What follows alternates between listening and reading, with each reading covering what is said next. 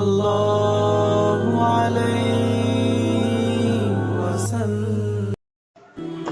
السلام علیکم دوستو، واقعی یہ بات اٹل حقیقت ہے کہ زیادہ دیر تک صبر کرنا آسان کام نہیں ہوتا، بہت مشکل اور کٹھن دور ہوتا ہے، لیکن جتنی زیادہ تم صبر سے کام لوگے اتنا پھل بہترین اور شیرین ہوگا، اور ان ساری تلخیوں کا ازالہ ہوگا جن کی کڑوے گھونٹ تم نے ہنس ہنس کر پی لیے تھے۔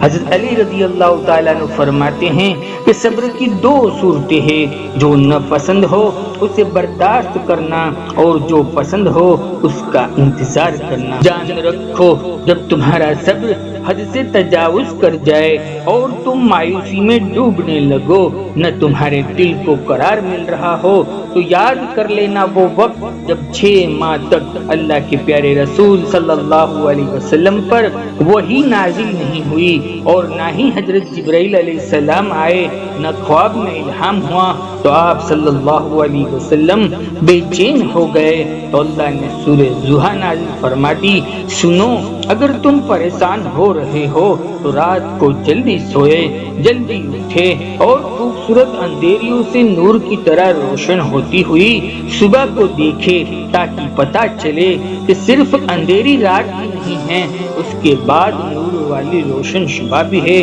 میرے رب نے آپ کو تسلی دیتے ہوئے فرمایا کہ محمد صلی اللہ علیہ وسلم، تمہارے رب نے نہ تم کو چھوڑا ہے اور نہ ہی تمہیں بھول گیا ہے۔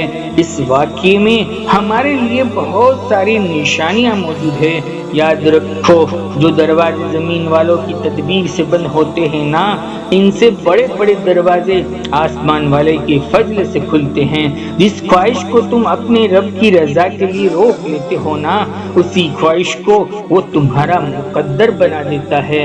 جان رکھو، تمہاری چاہت، تمہارے ارمان، تمہاری تمنائیں فوری طور پر پروان چڑھنے کی خاص نشانیاں یہ ہے کہ تمہارے اندر سے منافقت نکل کر پختہ یقین آ جاتا ہے، تمہارے اندر سے جھوٹ نکل کر سچ آ جاتا ہے، پھر تو نہ تم کسی سے دھوکہ دیتے ہو نہ کسی سے دھوکہ کھاتے ہو۔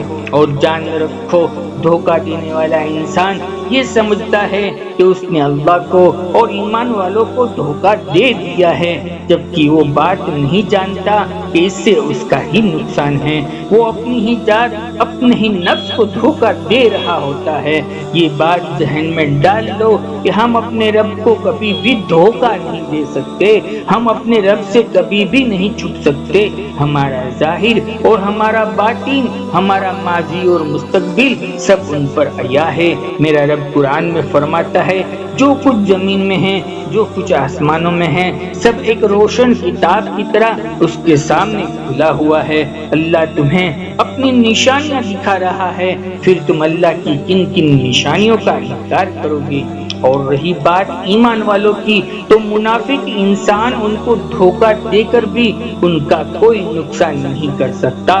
ہاں، وقتی طور پر تکلیف ضرور ہوتی ہے منافقوں کے دھوکے سے، لیکن پھر کوئی فرق نہیں پڑتا، پر فرق پڑتا ہے تو صرف منافق انسان کو۔ اللہ جب منافق کی رسی کھینچتا ہے نا، تو اس کی منافقت سب کے سامنے آ جاتی ہے، وہ آخر میں اکیلا رہ جاتا ہے، اس کا کوئی مخلص دوست نہیں رہتا۔ منافق انسان صرف خود کو نقصان پہنچاتا ہے، اور آخرت میں بھی نقصان صرف منافق کا ہی ہوگا۔ اللہ سب کے سامنے اس کے کیے گئے اعمال کو دکھلائے گا، تو ہمیں منافق نہیں بننا، بلکہ ہمیں سچ اور یقین کو پختہ کرنا ہے۔ اور تمہارا رب ہمیشہ سچوں کے ساتھ ہے، اور جسے رب کائنات کا ساتھ مل جائے نا، اس کے ارمان کیسے ادھورے رہ سکتے ہیں؟ اے نبی صلی اللہ علیہ وسلم، میرے بندوں سے کہہ دیجئے کہ جو لوگ اپنے رب کی ناراضگی سے ڈرتے ہیں نا، اس کے لیے اس دنیا میں بھی بھلائی ہے اور آخرت میں بھی۔